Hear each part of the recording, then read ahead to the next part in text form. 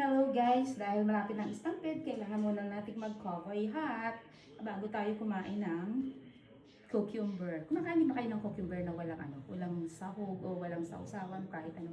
Yung ganito lang. At ang lutong-lutong niya. Binalatan ko kasi guys, kasi masyadong makapal yung balat niya. Kasi ito yung hindi yung baby cucumber. Ang sarap kasi ng cucumber kung kakainin mo ng ganito. Nagagawa din ako ng pickles nito, yung nilalagyan ko ng ensalada, ang tawag nila. May suka, may paminta, may bawang, may sibuyas, may condensed sugar, pero ganito lang pinakain. Pansinin naman ninyo ako, para naman kayo makakain din ng kinakain ko.